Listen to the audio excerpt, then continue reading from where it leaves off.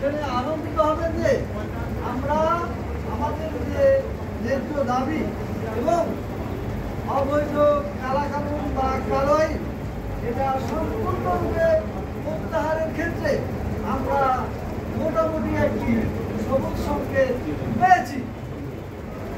আশা করি কর্মচারীরা আমাদের আলাপ আলোচনার ফলশ্রুতিতে যে ফলাফল আসবে তাতে তারা সন্তুষ্ট হবেন। প্রিয় সহকর্মী ভাই ও বোনেরা, আপনারা কম বেশি সবাই অবহিত আছেন যে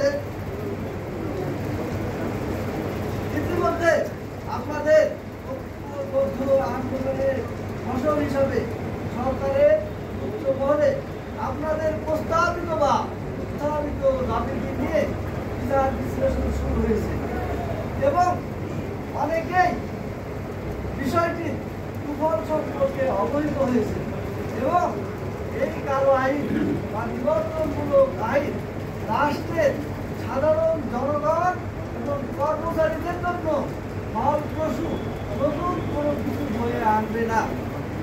প্রিয় সহকর্মী ভাই বোনেরা, আপনারা জানেন বাংলাদেশ একটি শান্তিপ্রিয় সার্বভৌমত্রী দেশ। এখানে আমরা সকলে জাতি ধর্ম নির্বিশেষে শান্তিপূর্ণ সহ অবস্থানে বসবাস করি। সব কিছু বিবেচনা করে রাষ্ট্রের স্বার্থ সর্বোচ্চ অগ্রাধিকার বিবেচনায় রেখে কর্মচারীদের মান মর্যাদা কর্মস্থলের সুষ্ঠু শান্তিপূর্ণ অনুকূল কর্ম পরিবেশ বজায় রাখার স্বার্থে আমরা উপদেষ্টা পরিষদের সাথে যোগাযোগ অব্যাহত রেখেছি এবং সচিব পর্যায়ে আমাদের যোগাযোগ অব্যাহত রয়েছে।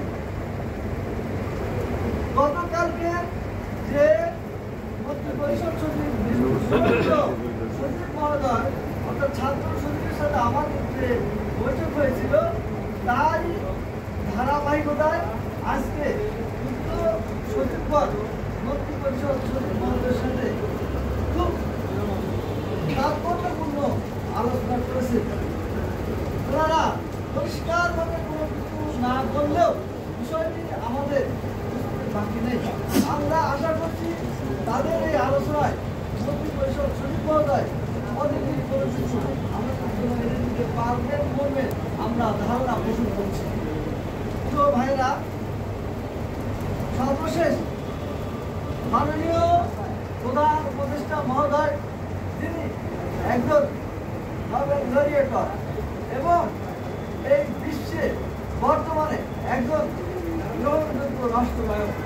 আমরা তাকে তার সরকারকে সর্বাত্মক সহযোগিতা প্রদান করে আসছি এবং ভবিষ্যতেও আমরা তার সরকারকে তার সরকারের উন্নয়ন কার্যক্রম অব্যাহত রাখার স্বার্থে আমাদের যাবতীয় ত্যাগ এবং প্রতিজ্ঞা আমরা প্রদর্শন করব। প্রিয় সহকর্মী ভাই ও বোনেরা, আপনাদেরকে অবহিত করছি যে মাননীয় প্রধান উপদেষ্টা মহোদয় দেশে ফিরলেই আমাদের কাঙ্ক্ষিত বিষয়টির একটি শান্তিপূর্ণ সমাধান হবে ইনশাআল্লাহ। কিন্তু আপনাদের অবগতির জন্য জানাচ্ছি যে রাষ্ট্রে এক ক্রান্তিকাল অতিক্রম হয়ে চলেছে। আপনারা জানেন সামনেই কোরবানির ঈদ এবং আমাদের দেশের জন্য বাজেট ঘোষণার নতুন সময় আমাদের হাসপাতাল থেকে শুরু করে সেবা সমূহ আমরা কর্মচারীরাই প্রদান করে থাকি। আপনারা জানেন কর্মচারীরা সাধারণ মানুষের দুর্ভোগের কারণ যাতে না হয় আমরা সে বিষয়টি বিবেচনা এনেছি। আপনাদেরকে আরো অবহিত করছি যে আমরা সকল বিষয় মাথায় রেখে বা চিন্তা ভাবনায় রেখে আগামী দিনগুলোতে আমাদের কার্যক্রম অব্যাহত রাখার সিদ্ধান্ত গ্রহণ করেছি। সাথে সাথে আমরা এমার্জেন্সি সার্ভিসের বিষয়টি বিবেচনা করে আমরা সচিবালয়ে শুধুমাত্র প্রতিদিন সকাল 10টা থেকে বেলা 11টা পর্যন্ত আমাদের শান্তিপূর্ণ কর্মবিরতি চলতে থাকবে, অব্যাহত থাকবে। মাঠ দপ্তর পরিদপ্তর জন্য দপ্তর সময়ে বিভাগীয় কমিশনার অফিস সময়ে প্রতিদিন সকাল 10টা থেকে বেলা 11টা পর্যন্ত আমাদের এই দাবি বাস্তবায়ন না হওয়া পর্যন্ত, আমাদের পরবর্তী ঘটনা না আসা পর্যন্ত কর্মবিরতি অব্যাহত থাকবে।